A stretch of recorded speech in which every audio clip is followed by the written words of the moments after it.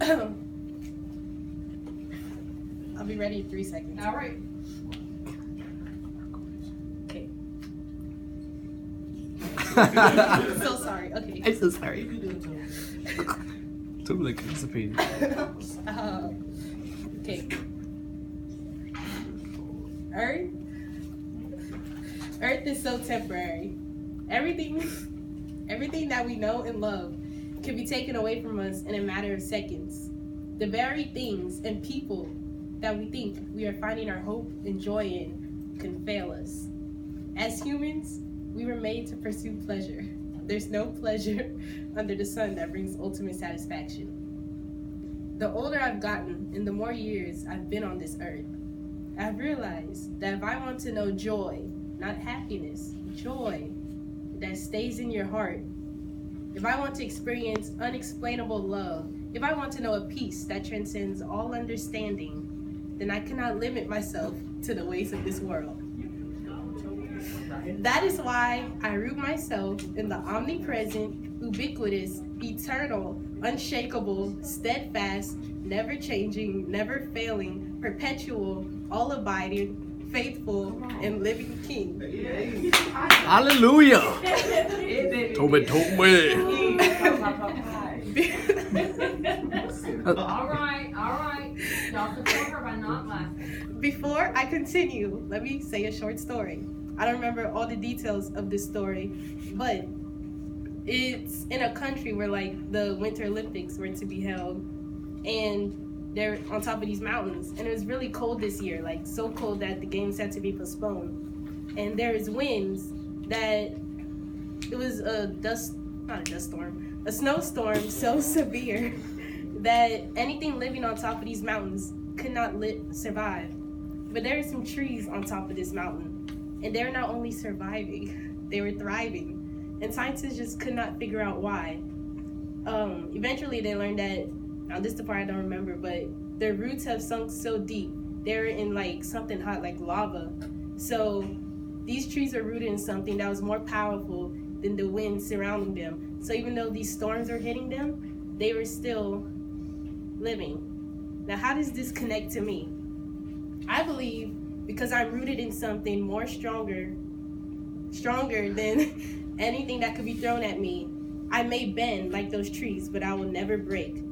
Whether it be losing someone or a friend lets you down, even just the overwhelming stress of school, all these things being thrown at us will not break me. Okay, I have one more story before I get to my claim, if you haven't caught it yet. It's 3 minutes, Toby. Yeah, 3 minutes. Shut up. If you went to Paulboro, you know Abigail Vasquez. To those who don't know, Abigail was a friend of mine who I met at church, and our friendship continued at school. On May 1st this year, it will make 3 years since we lost her due to a car accident. Now, just for a second, put yourself in her mother Yvette's shoes. Miss Yvette was 8 months pregnant with their youngest son, Legend. She had a 4-year-old daughter at home, and Abby's brother, EJ, was in the car as well and suffered minor injuries. Her husband was immediately paralyzed, and her oldest daughter, Abigail, did not survive the surgery. Now, this is what I call a storm of life. Miss Yvette gave birth to Legend prematurely during this time, and she had to bury Abigail on May 14th, which was her golden 14th birthday. And all this time, her husband, who was paralyzed in the ICU, didn't even know Abby was gone. I can literally keep talking about this story and how far they've come today, but I have one question for you all. Would you believe me if I told you Miss Yvette still had hope after all these things have been thrown at her? I'll tell you where she finds this hope. It's in the same place I am rooted. She's not... Hold on. Okay. Oh, she's in the same place I am rooted. Something stronger than anything that this earth can throw at you. Before Abigail died, she used to compare herself to a tree like I just did. In fact, she wrote a poem about it not long before the accident, about how even though the storms of life may hit, she may bend but will never break because she is rooted in the one that is more powerful than any force on earth. So this finally brings me to my claim. I'm writing to persuade you to not live your life to the standards of this world, because you will be continuously let down as I have. And this is speaking from my perspective. So let me go to the counterclaim. Through my own life experiences, I can boldly confess for a fact that this astonishing hope that I have found can only be found in God. But I'm not oblivious to the negative connotations that are thought of this day and age when that name is mentioned. And you know who I have to blame for that? Like, for the most part? Christians themselves. And that may surprise some of you, but just keep listening. Once again, I do not care who you are. You could be Kylie Jenner, Beyonce. I don't care if you're Dr. Henry, Logan Anderson, Armani Bailey. I don't care who you are, how old you are. As long as you are a living, breathing, walking human on this earth, you are a sinner. And it's just human nature, and it's beyond our control for the most part. The problem rises when people start to believe they are better than others, and they become hypocritical and start to judge. They'll say things like, why are he or she living their life that way? Why is he or she partying every weekend? Why is he or she dressed like that? And in this situation, all you're doing is pushing people farther away from you. And most of the time, it's people that you want to be closer to you. So let me give you a real life situation about this. Imagine there's a guy, and he has lost all hope and feels as though he has no purpose in life.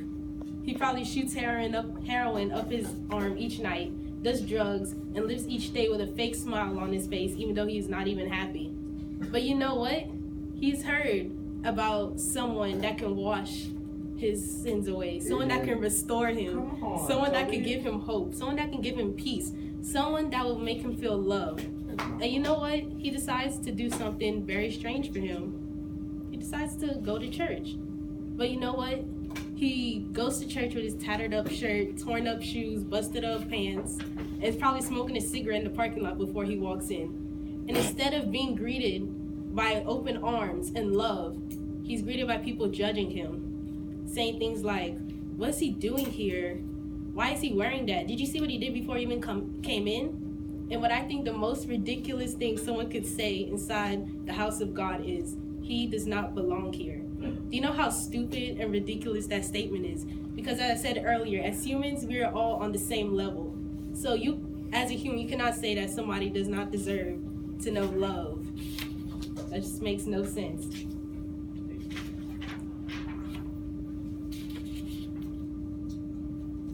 Wait. Wait. So I just want to apologize if you've ever been judged. That is not the way of someone who loves God. So just take away all the rules of religion. I'm Catholic, I go to a black church, I go to a white church, I'm Baptist. Just take all of that away. And if you just want to experience love, I'm sorry if you've had the wrong idea, but that's not who I serve. So my whole essay may be feeling like it's going all over the place, but I'm about to bring it back. So to summarize, I believe that this earth is temporary, okay? And the topic of my persuasive speech is that I want you all to find hope in something that is not found in material things. I want you all to know joy.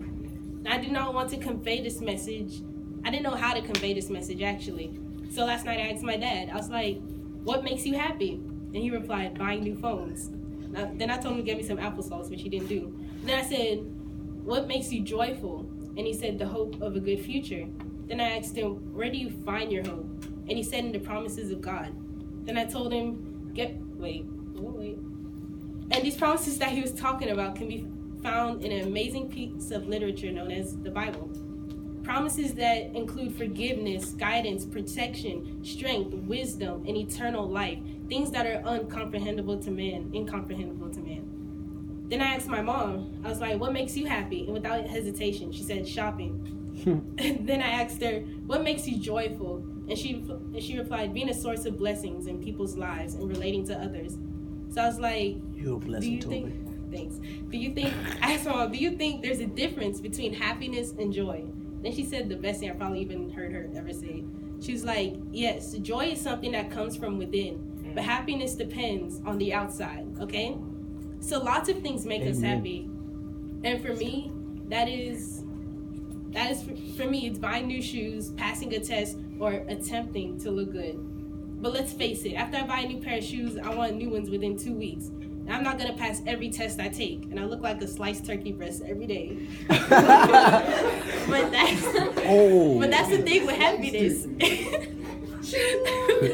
That's the thing with happiness, though. It's so temporary. That is why it's essential for me to have joy. It's the only way I'd be where I am today. And we've been through so much, and joy is the only way I've made it. So honestly, I just wanted to talk. I wanted to talk about so much more. I had way more flashcards on this. I threw away like half of them. I have 2 full pages of notes in my phone. But I didn't come here to preach to anybody. That's not what this is about. It's just that since I love everybody in this class. I want, for the brokenhearted people, for the people that are hopeless, I want them to know a joy. So I just want to share where I find my joy, and hopefully y'all will see that too. So yeah, let me see where I am. In conclusion, I'm almost done. In conclusion, in order to be deeply rooted, like the trees that I talked about, like Miss Yvette, and all these things that are just incomprehensible to man, I find my joy in the only being that is 100% without a doubt perfect, holy, righteous, loving, kind, hopeful, protective, powerful, mighty, compassionate, forgiving, consuming, healing, moving, comforting, fulfilling, providing, pure, victorious, proven, trustworthy, responsible, honorable, abundant, astounding, and supernatural. It is not. Almost done. It is not a religion. It is a relationship.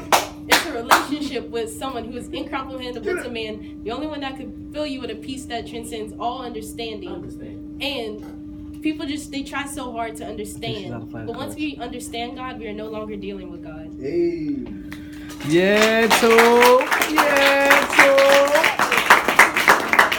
Let the church say yes. 12 so extra. Boy, it was about 30 minutes long, boy. You need somebody else to try.